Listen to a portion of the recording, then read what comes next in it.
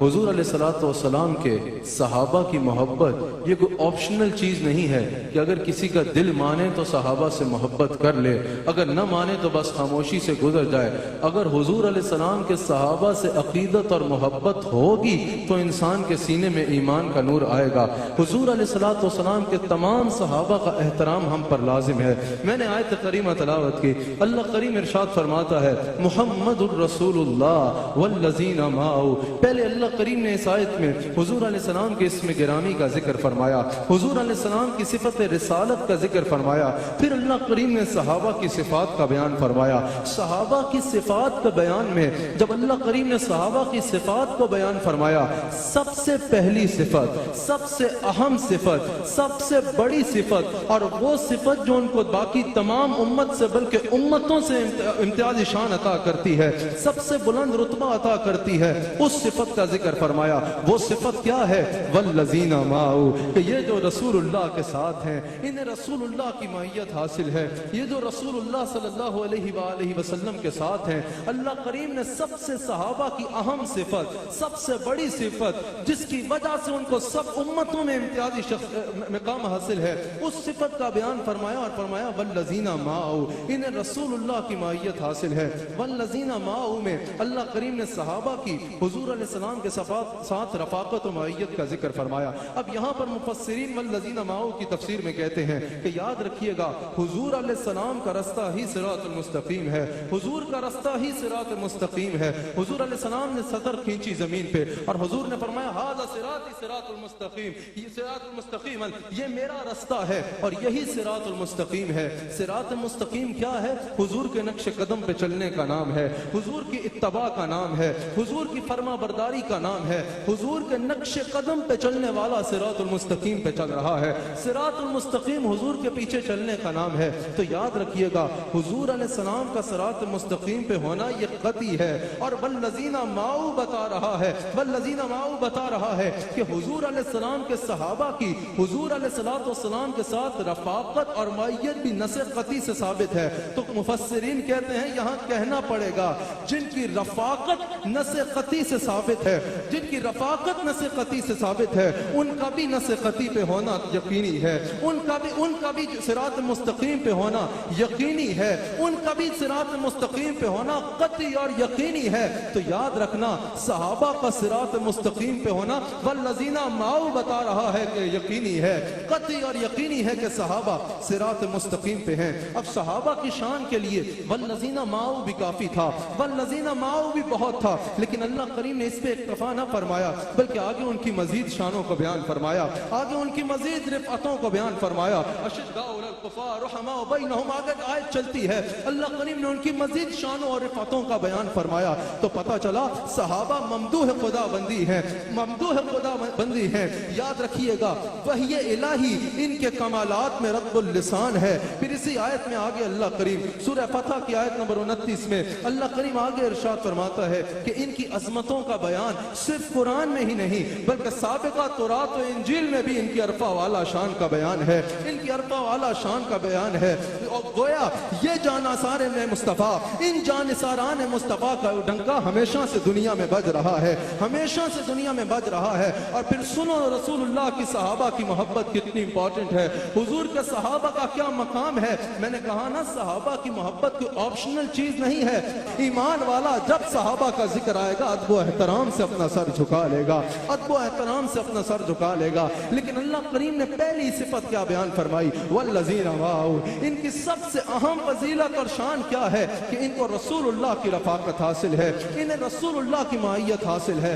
آج اگر تمام اہل ایمان کو اکٹھا کر لو، تمام محدثین کو اکٹھا کر لو، تمام مفسرین کو اکٹھا کر لو، سارے غوث قطب ابدال اکٹھے کر لو، تمام اولیاء کو اکٹھا کر لو اور ایک پلڑے میں رکھو اور دوسرے پلڑے میں اس ایک صحابی کو رکھو جس کو زندگی میں صرف ایک بار حالت ایمان میں رسول اللہ کا دیدار ہوا ہے، رسول اللہ کی معیت ملی ہے، اس صحابی کا پلڑا بھاری ہوگا۔ آج ساری امت کو ایک طرف رکھ دو، حضور کے کسی ایک صحابی کے برابر نہیں ہو سکتی۔ حضور کے ہر صحابی کا مقام تمام امتوں سے افضل ہے، تمام امتوں سے افضل ہے۔ اس کی وجہ کیا ہے؟ اس کی وجہ کیا فقط ان کی نمازیں ہیں؟ نمازیں تو ہم بھی پڑھتے ہیں۔ اس کی وجہ کیا فقط ان کے روزے ہیں، روزے تو ہم بھی رکھتے ہیں، اس کی وجہ کیا صرف ان کے حج ہیں، حج تو ہم بھی کرتے ہیں، اس کی وجہ کیا صرف ان کی تلاوت ہے؟ اگر آج سارے حفاظ کو اکٹھا کر کے ایک طرف رکھ لو اور دوسری طرف رسول اللہ کے اس صحابی کو رکھو جس کو پورا قرآن بھی سننے کا موقع نہیں ملا، جس تک پورا قرآن بھی نہیں پہنچا، ساری امت کے حفاظ کو ایک طرف رکھ لو، اس صحابی کے برابر نہیں ہو سکتے، اس صحابی کے برابر نہیں ہو سکتے۔ پھر میں جاننا چاہتا ہوں وجہ کیا ہے؟ تمام حفاظ ایک طرف، وہ صحابی ایک طرف جس کو پورا قرآن سننے کا بھی زندگی میں موقع نہیں ملا، زندگی اتنی نہیں ملی، تمام امت کے نمازی ایک طرف، حضور کا صحابی ایک طرف، تمام امت کے حاجی ایک طرف، حضور کا ایک صحابی بھی ایک طرف۔ یہ وجہ کیا ہے؟ مقام کی وجہ کیا ہے؟ اللہ نے سب سے پہلی صفت میں باعث امتیازی شان کی وجہ بتا دی کہ وجہ یہ ہے والذین معہ، انہیں رسول اللہ کی رفاقت حاصل ہے، انہیں رسول اللہ کی رفاقت حاصل ہے۔ اسی کے ثبوت میں ایک حدیث پیش کرتا ہوں۔ حضور علیہ السلام رونق افروز ہیں، حضور علیہ السلام غزوہ پہ ہیں، ایک شخص حضور کی بارگاہ میں حاضر ہوتا ہے، عرض کرتا ہے اگر آپ پہ ایمان لے آؤں، میں آپ پہ ایمان لانا چاہتا ہوں، ایک ہے آپ کا رب مجھے کیا دے گا؟ حضور نے فرمایا جنت دے گا۔ اس روایت میں اس نے عرض کی کہ یا رسول اللہ میں آپ پہ ایمان لیتا ہوں، کلمہ پڑھا، حضور کے دامن رحمت سے وابستہ ہوا، مسلمان ہوا، اپنی سواری پر سوار ہوا، وہیں پہ گر کے فوت ہو گیا، وہیں پہ گر کے وصال فرما گیا، وہیں پہ فوت ہو گئے۔ حضور علیہ السلام نے صحابہ کو بلایا اور فرمایا اگر کسی کو جنتی دیکھنا ہے تو اس شخص کا چہرہ دیکھ لے۔ پوچھو ان علماء سے، پوچھو ان سے کہ اگر آج ساری امت کے حاجیوں کو ایک طرف رکھ دیا جائے تو کیا اس صحابی کے برابر ہو سکتے ہیں؟ ہرگز نہیں۔ آج ساری امت کے نمازیوں کو ایک طرف رکھ دیا جائے کیا اس صحابی کے برابر ہو سکتے ہیں؟ ہرگز نہیں۔ آج ساری امت کے حفاظ کو ایک جگہ رکھ دیا جائے کیا اس صحابی کے برابر ہو سکتے ہیں؟ ہرگز نہیں۔ اس کو تو حالت ایمان میں چند لمحات ملے ہیں، پھر بھی ساری امت سے آگے مل کے بڑھ گیا۔ وجہ یہی ہے والذین معہ، ایمان لایا، ایک نظر فاطمہ کے بابا کو پیار سے دیکھا، اللہ تعالیٰ نے ساری امت سے بلند مقام عطا، ساری امت سے، ساری امتوں سے بلند مقام عطا فرما دیا۔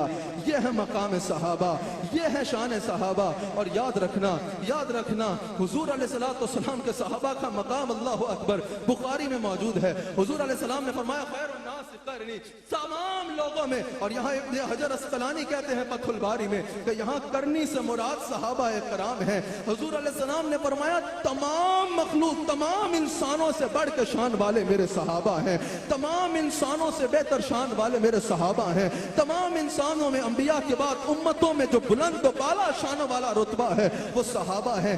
یہاں بھی خیر الناس کی وجہ کیا ہے؟ حضور نے فرمایا کرنی، وجہ یہ ہے کہ انہیں میرا زمانہ ملا، میرے زمانے میں انہیں میرا قرب ملا، حضور علیہ السلام کے قرب ملا ان کو، اور اللہ نے ان کو تمام امتوں سے بلند رتبہ عطا فرما دیا، تمام امتوں میں سب سے بلند رتبہ عطا فرما دیا۔ صحیح مسلم میں یہ حدیث موجود ہے، حضور حضرت ابو ہریرہ اس کے راوی ہیں، حضور نے فرمایا میرے صحابہ کو برا نہ کہو۔ پھر دوبارہ حضور نے فرمایا میرے صحابہ کو برا نہ کہو، مجھے قسم ہے اس کی کہ جس کے قبضہ قدرت میں میری جان ہے۔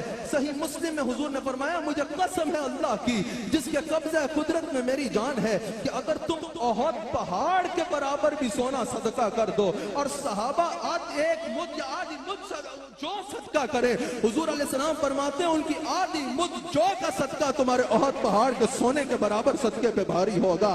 یہی وجہ ہے ہم کہتے ہیں کہ ساری امت کے صدقوں کی کمائی ایک طرف رکھ دو، رسول اللہ کے کسی ایک صحابی کے ایک سجدے کے برابر بھی نہیں ہو سکتی۔ یہ مقام ہے حضور علیہ السلام کے صحابہ کا۔ حضور علیہ السلام فرماتے ہیں ترمذی میں حدیث موجود ہے کہ میرے صحابہ کے معاملے میں اللہ سے ڈرو، میرے صحابہ پہ ملامت نہ کرو۔ حضور علیہ السلام فرماتے ہیں ان سے میری وجہ سے محبت رکھو، کیونکہ جس نے ان سے بغض رکھا اس نے مجھ سے بغض رکھا، جس نے ان کو تکلیف دی اس نے مجھ کو تکلیف دی، جس نے مجھ کو تکلیف دی اس نے اللہ کو تکلیف دی، اور جس نے اللہ کو تکلیف دی وہ اللہ کی پکڑ میں آئے گا۔ حضور کے صحابہ کے معاملے میں اپنے عقیدے صاف رکھو، حضور کے صحابہ سے عقیدت و محبت اپنی جان سے زیادہ کرو، اسی دامن سے دامن مصطفیٰ ملے گا، صحابہ کے دامن سے ہی دامن مصطفیٰ تک رسائی ملے گی۔